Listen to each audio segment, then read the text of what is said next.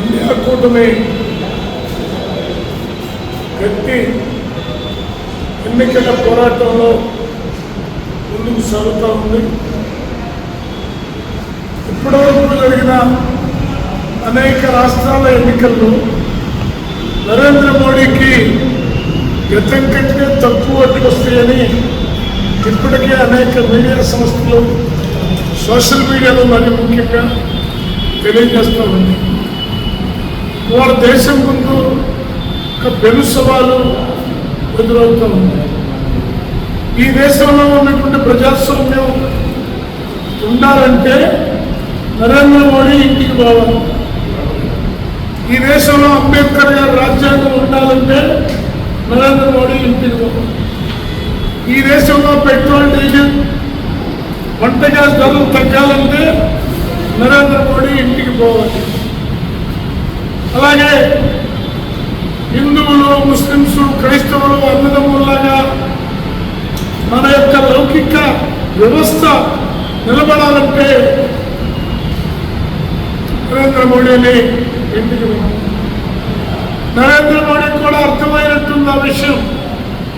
మొన్నెక్కడో చెప్తా, ఇండియా కూటమి కనుక అధికారంలోకి వస్తే హిందువుల మెడలు మంగళ సూత్రాలు కూడా ఉండవు అని చెప్పడం అంటే అతను ప్రధానమంత్రి మత ఉన్మాద అర్థంగా స్థితిలో ఇవాళ ఉంటుంది. ఎడిపోతున్నాము. వాస్తవంగా అయితే నరేంద్ర మోడీ మీద కేసు ఫైల్ చేయవచ్చు. రాజ్యాంగ పీఠికలో చెప్పిన ప్రకారం ఈ దేశంలో మత స్వేచ్ఛ హక్కు ఉంది. ఒక మతాన్ని కించపరిచే హక్కు మరొకరికి లేదు. కాబట్టి ముస్లిం మైనార్టీ మతాన్ని అతి దారుణంగా కించపరిచిన మోడీ పైన సుమోటోగా తీసుకొని కేసు ఫైల్ చేయాలని సిపిఐగా డిమాండ్ చేస్తున్నాం. ఇండియా కూటమిగా డిమాండ్ చేస్తా ఉన్నాం. ఇవాళ ప్రజలకు ఒకటే చెప్తా ఉన్నాం, ఇవి గతంలో జరిగిన ఎన్నికల లాంటివి కాదు. ఈ ఎన్నికలో భారతదేశంగా ఉండాలా లేదా ఉన్మాద దేశంగా మారిపోవాలా, ఆఫ్ఘనిస్తాన్ లాగానో పాకిస్తాన్ లాగానో మారిపోవాలా, ఎలా మారిపోవాలి అనే దాని మీద ఈ యొక్క ఎన్నికలు జరుగుతాయి.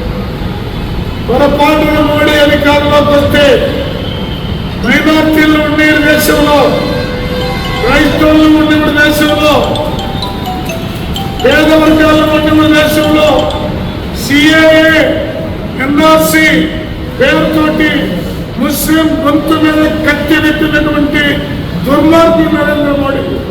అలాంటి మోడీని ఓడించాలంటే ఇండియా కూటమిని గెలిపించాలి. ఇండియా కూటమి తరఫున 27వ తేదీ సాయంత్రం షర్మిల గారి మీటింగ్ జరగబోతా ఉంది. దానికి అన్ని పార్టీలతో పాటు సిపిఐ అత్యధికంగా సమీకరించి సభ జయప్రదం కోసం కృషి చేద్దామని తెలియజేస్తూ, ఈ పార్లమెంటు సీటు నాకు కేటాయించినందుకు ఇండియా కూటమి తరఫున ధన్యవాదాలు తెలియజేస్తూ, నా ఎన్నికల గుర్తు కంకి కొడవలి, మంగళగిరి పెద్ద గుర్తు సుత్తి కొడవలి వచ్చి నక్షత్రం, మిగతా అన్ని అర్థ గుర్తులకి ఓటేసి గెలిపించవలసిందిగా మీ ద్వారా ప్రజలకు కోరుతా ఉంది.